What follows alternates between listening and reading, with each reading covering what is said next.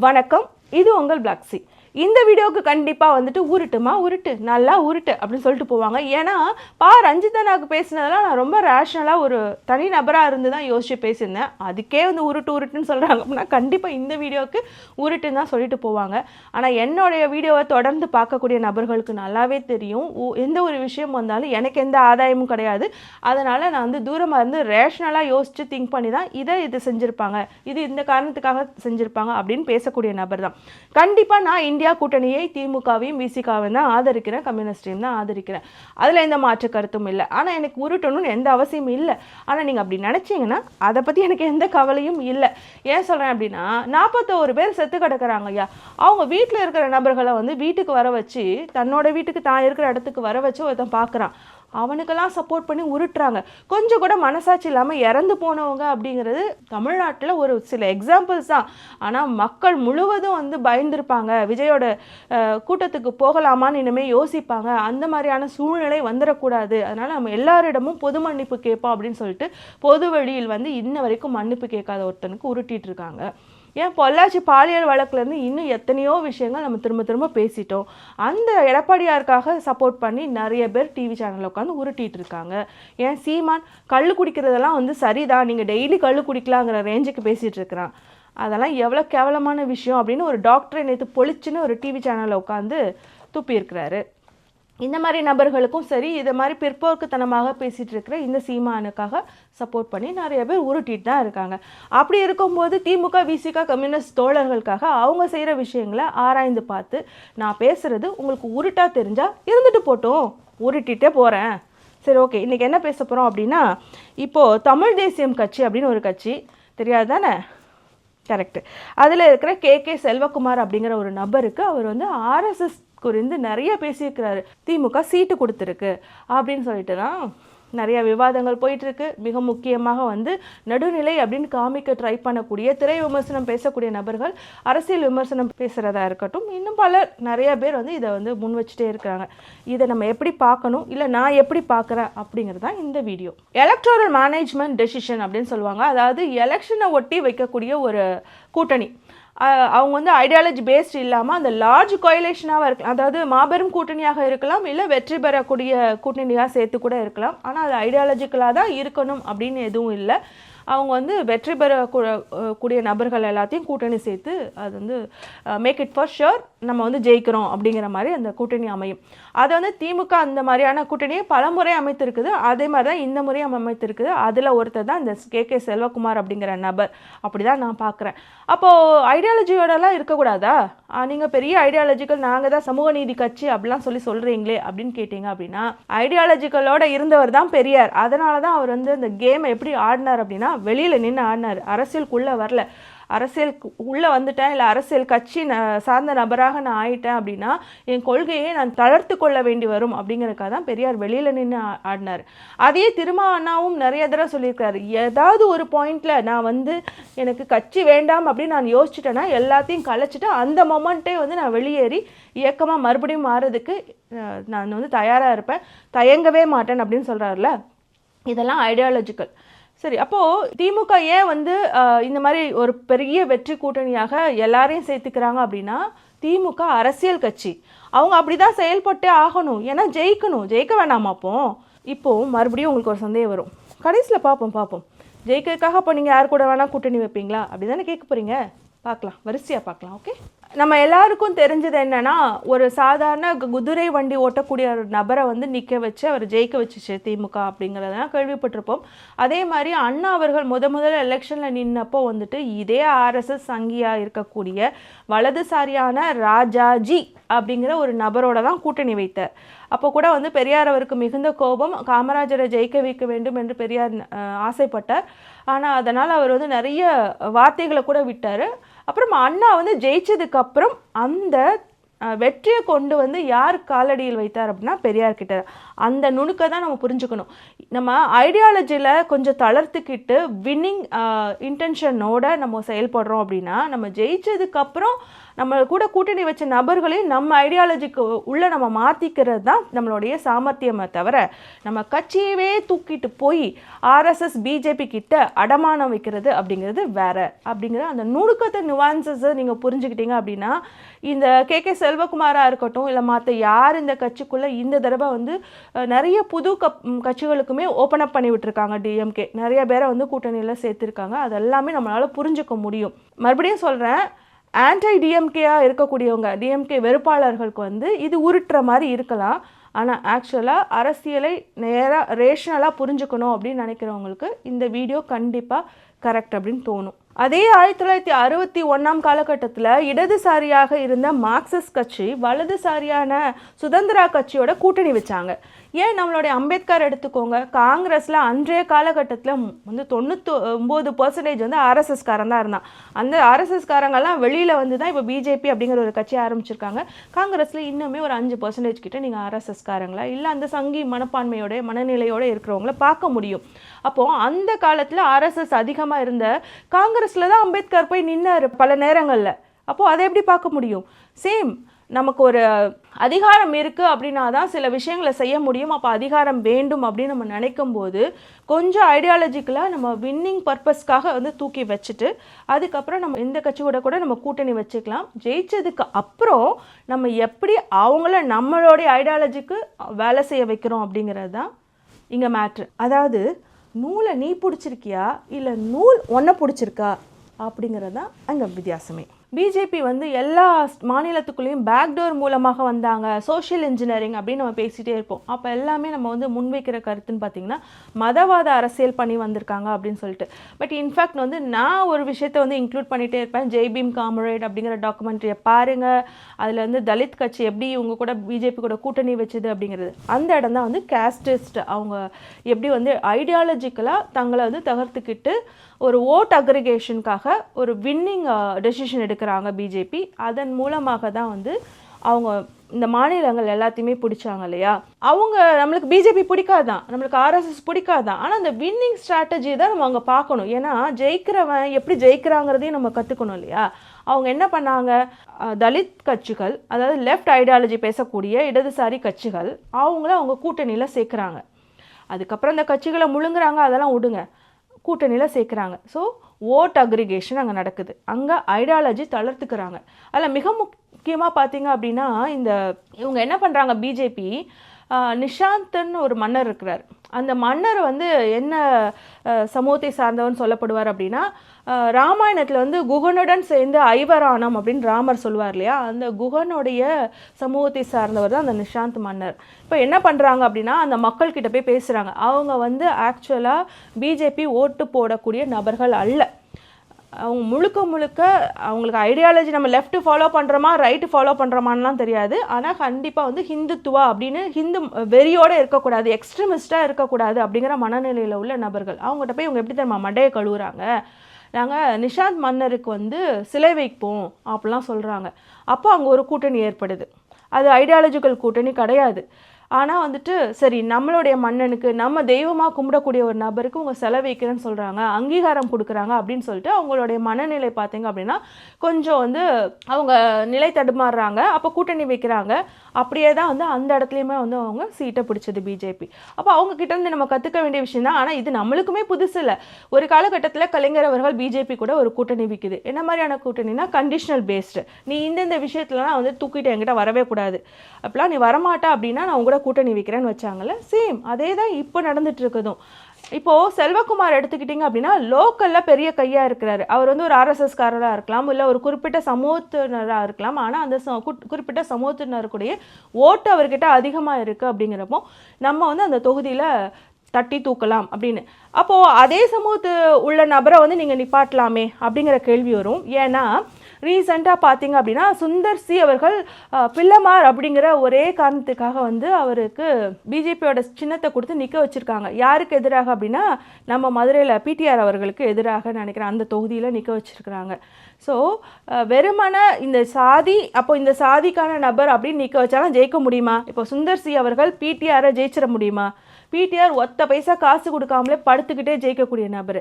அதனால் அப்படிலாம் வந்து நம்ம வந்து இந்த சமூகம் அப்படின்னா இந்த சமூகத்தை கொண்டு போய் நிப்பாட்டணும் அப்படிங்கிறது ஓகே, ஒரு சர்டன் இது வரைக்கும் ஓகே தான், ஜெயிக்கிறதுக்கான வாய்ப்பு இருக்குது. இருந்தாலும் அங்கே ஒரு நபர் இருக்கார், ஆல்ரெடி அவருக்கு வந்து ஒரு பெரிய பேர் க்ரௌடு இருக்குது அவருக்கு பின்னாடி, அதன் மூலமாக ஓட்டு கிடைக்கணும். அப்போ அந்த ஆளை தானே தட்டி தூக்கணும். அப்படி தான் வந்து செல்வகுமாரை தூக்கியிருக்காங்க. இப்போது நாளைக்கு இவர் வந்து ஜெயிச்சிட்டாரு, வந்துட்டாருன்னா வச்சுக்கோங்க, நம்மளுடைய எம்எல்ஏ ரெப்ரசன்டேட்டிவாக இந்தியா கூட்டணியிலேருந்து ரெப்ரசன்ட் பண்ணுறாரு அப்படின்னா அவர் சொல்கிறதெல்லாம் கேட்டு செஞ்சுட்டு இருக்குமா திமுக சொல்கிறத அவர் செஞ்சிட்ருப்பார். அங்கே தான் பாயிண்ட்டு. நீங்கள் யாரை வேணால் வந்து எடுத்துக்கோங்க, நீங்கள் சொல்கிறத கேட்குறீங்களா இல்லை அவங்க சொல்கிறத நீங்கள் கேட்குறீங்களா, அதை தான் நம்ம இங்கே பார்க்கணும். இப்போ ஒரு கட்சி தன்னோட ஐடியாலஜியை தாண்டி ஒரு கூட்டணி வச்சுருக்குன்னு வச்சுக்கோங்க, இப்போ டிஎம்கே வச்ச மாதிரி. அந்த சமயத்தில் அந்த கட்சி அந்த நான் சொல்ல போகிற இந்த 3 பாயிண்ட்டை குறைஞ்சபட்சம் கன்சிடர் பண்ணியிருந்துச்சு அப்படின்னா ஆக்சுவலாக அவங்க ஐடியாலஜிக்கலில் எந்த விதமான தளர்வும் அவங்க வந்து பண்ணிக்கலை அப்படிங்கிறது தான் மெயின் ரீசனாக நம்ம கன்சிடர் பண்ண வேண்டியது. அந்த 3 பாயிண்ட் என்னென்னு பார்த்தீங்கன்னா, முதல்ல அதோடைய அடிப்படை, அதாவது பேசிக் ஐடியாலஜியாக என்ன அந்த வச்சுருக்கோம் அந்த கட்சி, அதில் எந்த தளர்வும் பண்ணிக்கல அப்படின்னா, ஃபார் எக்ஸாம்பிள் டிஎம்கேக்கு சமூக நீதி கூட்டணி அப்படிங்கிறது, சமூக நீதி கூட்டணியில் அது எந்த காம்ப்ரமைஸும் பண்ணிக்கல. விசிகாவுடன் கூட்டணி, கம்யூனிஸ்ட் தோழர்களுடன் கூட்டணி, அவங்களுக்கும் சீட்டு கொடுத்துருக்காங்க. ஸோ அதில் எந்த இதுவும் வச்சுக்கலாம். நாங்கள் இந்த தடவை ஜெயிக்கணுப்பா, அவங்களுக்குலாம் சீட்டே கிடையாது, நான் லெஃப்ட் தான், ஆனால் நான் வந்து சேர்த்துக்க போகிறதெல்லாம் ரைட்டை சேர்த்துக்கிறேன் அப்படின்னு அவங்க சேர்த்துக்கல. ஸோ இந்த பாயிண்ட் வந்து செக் பாயிண்ட் தான் டிஎம்கேக்கு, அவங்க கரெக்டாக தான் நடந்துருக்காங்க ஆஸ் பர் த இந்த இதுபடி. இப்போது சின்ன ரெண்டாவது பாயிண்ட் என்ன அப்படின்னா, சின்ன கட்சிகளை சேர்த்துக்கிறது, ஓப்பன் அப் பண்ணி விடுறது, அவங்க என்ன ஐடியாலஜியில் இருந்தாலும் அவங்கள புறக்கணிக்காமல் சேர்த்துக்கிறது. இப்படி சேர்த்துக்கும் போது நிறைய விஷயங்கள் நடக்கும். இன்னைக்கு அந்த சின்ன கட்சிகள் அந்த பர்டிகுலர் தொகுதியில் மட்டும் நிறையா வந்து க்ரௌட் வச்சுருக்காங்க, அதனால் வின்னிங் கெப்பாசிட்டி இருக்குது அப்படின்னாலும் அவங்க ஒருவேளை இந்த கட்சி திமுகவுடன் உள்ளே வந்ததுக்கப்புறம் திமுக கொடுக்குற ஸ்கீம்ஸு இல்லைனா அவங்க கொடுக்குற வேலைகளை செய்யும்போது அந்த அவங்களுடைய மக்கள்கிட்ட அவருக்கு ஒரு நற்பெயர் ஏற்படுது அப்படின்னா அவர் வந்து தொடர்ந்து திமுக உடனே பயணிக்கலாம், தன்னோட கருத்துக்களை மாற்றிக்கலாம், தன்னோட ஐடியாலஜியை மாற்றிக்கலாம். ஸோ இதுதான் சரி போல், இதுதான் மக்களுக்கு பிடிச்சிருக்கு போல் அப்படின்னு மாற்றிக்கலாம். இல்லை நான் வந்து திமுகவுக்குள்ளேயே இருந்தாலும் நான் ரைட்டு தான், நான் ஆர்எஸ்எஸ் தான், திருப்பரங்குன்றத்தில் தீபா ஏத்தனம் தான் பேசுவேன் அப்படின்னு பேசிகிட்டு இருந்தார் அப்படின்னா நெக்ஸ்ட் எலெக்ஷனில் அவர் வந்து வேறு இடத்த மாற்றி போயிடுவார். அதே எண்ணத்தோடையே இருந்தாலும் இந்த திமுக சொல்கிறத அவர் செய்யணும். ஏன்னா அவர் ஒரு சின்ன கட்சி, அவங்க என்ன வந்து பட்ஜெட் அலோகேட் பண்ணுறாங்களா, எதுக்கெல்லாம் பட்ஜெட் அலோகேட் பண்ணுறாங்களோ அதுதான் செய்ய முடியுமே தவிர அவரால் அதை தாண்டி பெருசாக எதுவுமே செய்ய முடியாது அப்படிங்கிற புரிதல் நம்மளுக்கு இருக்கணும். அதனால் மாற்று கட்சியிலேருந்து வரவங்க திமுகவில் இருக்காங்க அப்படின்னா நம்ம இந்த இடத்துல எலெக்ஷனை பொறுத்த வரைக்கும் அந்த அண்டர்ஸ்டாண்டிங் இருந்தால் போதும், இன்க்ளூடிங் எஸ்வி சேகரையும் சேர்த்து தான் நான் சொல்கிறேன். மூணாவது வந்து ஓட் லீக்கேஜ் வந்து ப்ரிவெண்ட் ஆகும். அதாவது நான் முன்னவே சொன்ன மாதிரி இந்த தொகுதியில் இந்த சமூகத்தினர் தான் அதிகமாக இருக்காங்க, அந்த சமூகத்தினரை தான் அங்கே நிப்பாட்டினா தான் நம்மளுக்கு ஓட்டு கிடைக்கும் அப்படின்னு சொல்லிட்டு அந்த சமூகத்தினை சார்ந்த வேற ஒரு ரெப்ரசன்டேட்டிவை கொண்டு வந்து நிப்பாட்டுறதுக்கு பதிலாக அங்கேயே ஒருத்தர் ஆல்ரெடி வந்து பேக்கடாக இருக்கார் அப்படின்னா அவர் அப்படியே தட்டி தூக்கிக்கிறது. அதுதான் வந்து இப்போ திமுக செஞ்சுருக்கு. அப்போ இங்கே இன்னொரு கேள்வியும் வைப்பாங்க, திமுக சமூக நீதி கட்சின்னு நீங்கள் பேசுகிறீங்க, அப்போ நாங்கள் நினைக்கிறது தானே சரி, அது வந்து ஒரு பண்ணையாரத்துவ கட்சி, அது சாதி பார்க்கறக்கூடிய கட்சி அப்படின்னு சொல்லுவாங்க. முதல்ல திமுக அப்படிங்கிறது ஒரு கட்சி, அது இயக்கம் இல்லை. அப்போ கட்சி வந்து எங்கே எந்த மாதிரியான தொகுதிக்கு நபர்களை நிப்பாட்டினா ஜெயிப்பாங்களோ அப்படி தான் பார்த்து நிப்பாட்டும்.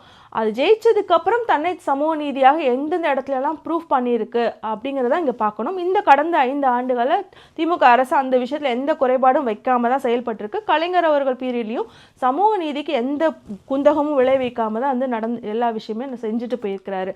ரிசர்வேஷனில் ஆரம்பிச்சு அப்படிங்கிறப்போ அது உண்மை தான். இருந்தாலும் இது கட்சி அப்படிங்கிறப்போ ஓட் எலெக்ஷன் அப்படிங்கிறப்போ அந்த மாதிரி தான் செயல்படுவாங்க. இதில் என்ன அப்படின்னா, இவ்வளோ கேள்வி கேட்குறவங்க சீமான் ஏன் வந்து நான் சாதி பார்க்குறவனுடைய ஓட்டு எனக்கு தீட்டு அப்படின்னு சொல்லுவான். ஆனால் பார்த்திங்கன்னா கரெக்டாக வந்துட்டு ஓகே அங்கே முஸ்லீம்ஸ் அதிகமாக இருக்காங்களா, மன்சூர் அலிக்கான நிப்பாட்டு, அங்கே தேவர்கள் அதிகமாக இருக்காங்களா, அந்த தேவர் சமூகத்தினர் சார்ந்தவங்களை நிப்பாட்டு, அங்கே அவங்க அதிகமாக இருக்காங்களா, அந்த சமூகத்தினர் சார்ந்தவர்களை நிப்பாட்டு அப்படின்னு தான் நிப்பாட்டுவான். வாய்க்குள்ளேயே பேசுவான். அவனே இந்த விஷயத்தில் மாற்றத்தை கொண்டு வந்தது இல்லை அப்படின்னா சிஸ்டம் அப்படி தான் இருக்குன்னு நீங்கள் புரிஞ்சுக்கணும். அதுலேயும் முக்கியமாக ஜெயிக்கணும்னு நினைக்கிறவங்க அப்படி தான் செய்வாங்க அப்படிங்கிறதையும் நம்ம புரிஞ்சுக்கணும். ஓகே, இப்போ நம்ம தேர்ட் பாயிண்ட் என்ன சொல்லிட்டு இருந்தோம்னா ஓட் லீக்கேஜ் வந்து ப்ரிவென்ட் பண்ணணும் அப்படின்னு சொன்னால அதை சொல்லும் போது ஒரு விஷயம், முக்கியமான விஷயம், 3-4 நாட்களுக்கு முன்னாடி தோழர் சிபிஐ தோழர் வந்து சண்முகம் அவர்கிட்ட வந்து கரெக்டாக ஒரு முதல்வர் ஸ்டாலின் அவர்களை சந்திச்சுட்டு வெளியில் வராரு. அப்போ நிருபர் வந்து ஒருத்தர் கேள்வி கேட்குறாரு, எக்ஸிட் த்ரெட் அப்படின்னு சொல்லுவாங்க. அதாவது என்னன்னா, நீங்கள் இந்த கட்சியை விட்டு போக மாட்டீங்க அப்படின்னு தெரிஞ்சு உங்களுக்கு வந்து குறைவான சீட்டை தராங்களா? ஏன்னா சமூக நீதி அப்படின்னு வரும்போது அதிமுக கிட்டே அதை எதிர்பார்க்க முடியாது, பிஜேபி கிட்டேயும் எதிர்பார்க்க முடியாது. அப்படின்னா நம்ம வந்து கண்டிப்பாக திமுக கிட்ட தான் எதிர்பார்க்கணும். அதனால் நீங்கள் இங்கே தான் இருப்பீங்கன்னு நினச்சி உங்களுக்கு கம்மியான சீட்டு தரீங்களா அப்படின்னு அதுக்கு நல்ல புரிதலோட தோழர் அவர்களுமே பதில் சொல்லியிருந்தாரு. ஏன்னா இந்த தேர்தலில் முக்கியமாக பார்த்தீங்கன்னா நம்ம வந்து எதிர்பாராத விதமாக நிறைய கட்சிகள் அவங்களே வாலண்டியராக வர வந்து கூட்டணி சேர்ந்திருக்காங்க. அப்படிங்கிறப்போ அவங்க ஆல்ரெடி வந்து 3வது பெரிய கட்சியாக தங்களை நிரூபிச்சவங்க. அந்த ஓட் ரேங்க்லாம் இருக்குல்ல, கடந்த 15-20 வருஷத்துக்குள்ள அவங்களுடைய வின்னிங் ரேஷியோ இருக்குல்ல, அதை பேஸ் பண்ணி தான் திமுக வந்து ஆக்சுவலாக சீட்டும் கொடுத்துருக்கு அப்படிங்கிறத அந்த ரேஷியோ நான் முடிஞ்சா போடுறேன். இப்போ கடந்த ஒரு சில வருடங்களாக அந்த கட்சி ஜெயிக்காம இருந்திருக்கலாம். ஆனால் அவங்களோட ஓட் பேங்க் வந்து அந்தந்த தொகுதியில் எவ்வளோ பர்சன்டேஜ் இருக்குன்னு பார்த்து தான் திமுக வந்து சரி இவங்க என்டிஏலேயே பயணிச்சா கூட இதுக்கு முன்னாடி இவங்க வந்து இவ்வளோ பர்சன்டேஜ் ஓட்டு வச்சுருக்காங்க, அப்போ இவ்வளோ சீட்டு கொடுத்தா நம்மளுக்கு வின்னிங் ஜாஸ்தியாக இருக்கும் அப்படின்னு தான் கொடுத்துருக்காங்க. அதையுமே வந்து நிறைய பேர் புரிஞ்சுட்டு தங்களுக்கு சீட்டு கம்மியாக கொடுத்துருந்தாலும் தே அக்செப்டட் இட். ஸோ இப்படி தான் வந்து சீட் வந்து அலோகேட் பண்ணியிருக்காங்க. ஓட் லீக்கேஜை ப்ரிவென்ட் பண்ணியிருக்காங்க. இந்த எக்ஸிட் த்ரெட் அப்படிங்கிறதெல்லாம் இல்லை. ஏன்னா நான் ஃபர்ஸ்ட் பாயிண்ட்டுக்கு வரேன்.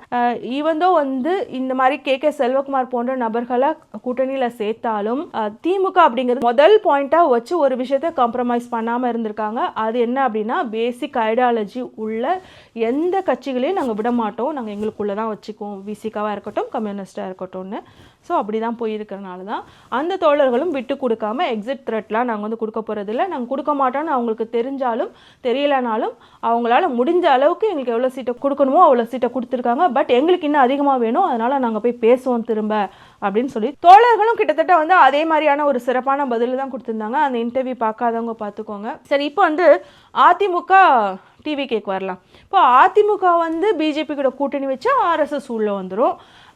விஜய் வந்து ரெண்டு பேருக்கு ஒரு ஆர்எஸ்எஸ்காரனுக்கு சீட்டு கொடுத்துட்டா பாருங்க பிஜேபியோட பி டீம் அப்படின்னு கேட்குறீங்க. அப்படின்னா இப்போ நம்ம விஜய் எடுத்து பேசலாம் ஃபஸ்ட்டு, அப்புறம் அதிமுகக்கு போகலாம். விஜய் அவர்களுக்கு வந்து முதல்ல அந்த புரிதல் இருக்கான்னு தான் நான் இங்கே பார்க்கணும். மற்றபடி இந்த ஓகே திமுக எப்படி வின்னிங் ஸ்ட்ராட்டஜியோடு வந்து அந்த கே செல்வகுமாரை சேர்த்துக்கிட்டாங்களோ அது மாதிரி இவங்களும் வந்து ஒரு ஓட் பேங்கிங் இருக்குது அப்படின்னு சொல்லிட்டு இந்த 2 ஆர்எஸ்எஸ்காரங்களை சேர்த்துக்கிட்டாங்க அப்படின்னு பார்க்குறதா இருந்தால் பார்க்கலாம், அது ஒன்றும் தப்பு இல்லை. ஆனால் விஜய்க்கு முதல்ல அந்த புரிதல் இருக்கா? அந்த புரிதல் இருந்தால் விஜயால் வந்து இதெல்லாம் யோசித்து ஓட் பேங்கிங்கு அதெல்லாம் யோசித்து தான் போடுவார் அப்படின்னா நம்ம அந்த பார்வையில் பார்க்குறதுல எந்த தப்பும் இல்லை. ஆனால் நீங்கள் மாற்றுன்னு சொல்லிட்டு வருவீங்களா, நாங்கள் சாதி பார்க்க மாட்டோம், நாங்கள் ஊழல் பண்ண மாட்டோம்னு வருவீங்களா, அப்புறம் நீங்களும் ஒரு நார்மலாக வந்து மற்ற கட்சிகள் செயல்படுற மாதிரி தான் செயல்படுறீங்கன்னா அப்போ கேட்பாங்கல்ல, எல்லாரும் கேட்க தானே செய்வாங்க. சரி, அது இருக்கட்டும். அதை தாண்டியுமே விஜய்க்கு வந்து ஒரு எலைட் திங்கிங் தான் இருக்கும். மக்களோட அவர் இணைந்து பயணிச்சதே இல்லைங்கிறப்போ இவர் கோட் பேங்கிங் இருக்குமா, இவர் யார் என்னன்னு கூட யோசிச்சுருந்துருக்க மாட்டார். கொள்ளக்காரனுக்குலாம் சீட்டு கொடுத்து வச்சிருக்கிறாரு அப்படிங்கிறப்போ பெருசாக என்ன யோசிச்சுருந்துருப்பாரு. ஸோ அவருக்கு யாருமே தெரிஞ்சிருக்காரு. கை காட்டினவங்களுக்குலாம் சீட்டு கொடுத்துருப்பாரு. அப்போ இந்த கை காட்டினது யாருங்கிறதா எங்கள் கொஸ்டின். புஷி ஆனந்த் யாருங்க? புஷி ஆனந்த் வந்து பாண்டிச்சேரியில் பிஜேபி சார்பாக நின்னவர்.